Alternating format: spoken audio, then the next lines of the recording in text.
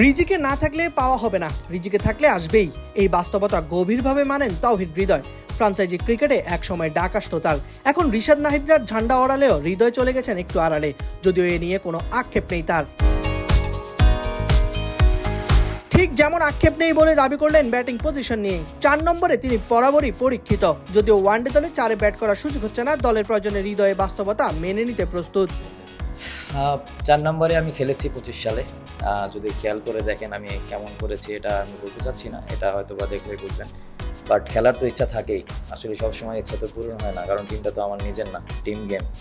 But আমি অবশ্যই like করি, কারণ আমি 19 থেকে শুরু করে আমার কেরিয়ার যখন থেকে এজ লেভেল থেকে 16-18 থেকে যখনই খেলি তখন আমি এই পজিশনটাতেই খেলেছি। বাট এখন সামহাও আমি খেলতে পারছি না টিম কম্বিনেশনের কারণে। হয়তো বা তারা টিম অফিসিয়াল বা যারা ম্যানেজমেন্ট আছে তারা হয়তো বেটার অপশন মনে করেছে, আমি জানি না।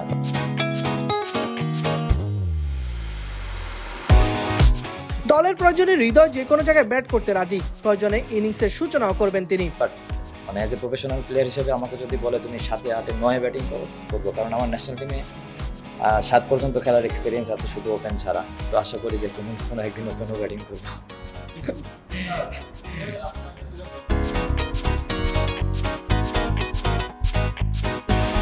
পিএসএল এবারে অংশ নেন বাংলাদেশের 6 ক্রিকেটার। হৃদয়ের নামও তো থাকতে পারতো সেখানে। এই তারকা ব্যাটার অবশ্যই রিজিকে বিশ্বাসী, আর দল ভবিষ্যতে ভালো করলে সংখ্যাটাও বাড়বে, এটাও বিশ্বাস আছে তার। আমি যদি এই চিন্তা করি তাহলে ওভারকাম নিয়ে বেশি চিন্তা করা হয়ে যায়। যে জিনিসটা আমার হাতে নেই সেই জিনিসটা তো আমি পাবো না কখনই। আমি আমার হাতে যেটা আছে, প্রসেসে যেটা আছে, আমি ট্রাই করছি ওই জিনিসটাই করার জন্য। সব শেষে আমার কাছে যেটা মনে হয় সব কিছু রিজেকের ওপরে। আমার হাতে যেটা আছে প্র্যাকটিস, কষ্ট করতে পারবো, এইটুকুই আমি করার চেষ্টা করি। বাট হয়নি, ইনশাল্লাহ ভালো করলে হবে। টিম যখন রেজাল্ট করবে দেখা যাবে, যখন আমরা এশিয়া কাপ বা ওয়ার্ল্ড কাপে ভালো হলো, আইসিসির ইভেন্টে যখন ভালো করবো তখন দেখবেন এখন 5টা খেলে ইনশাল্লাহ সামনে আরও 7টা, 8টা, 9টা প্লেয়ার খেলবে ইনশাল্লাহ।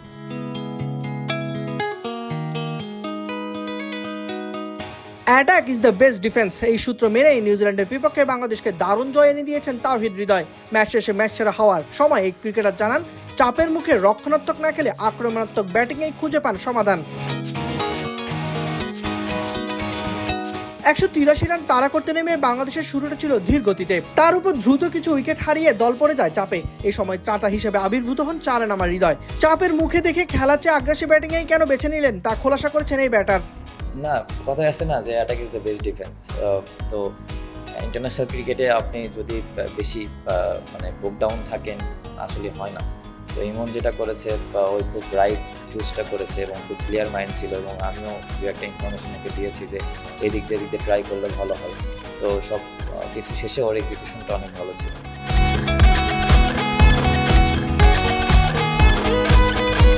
পাওয়ার প্লেতে টপ অর্ডার ভালো করতে না পারলেও হৃদয় একে খেলার অংশ হিসেবেই দেখছেন।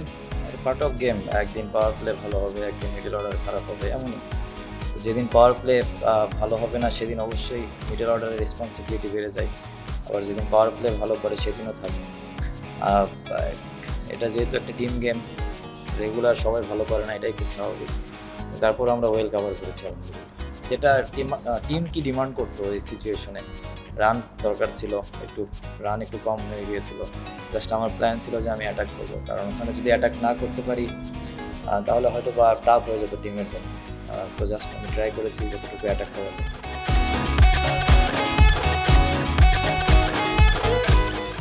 সাইদ ইবনে শামস, বিডি ক্রিক টাইম।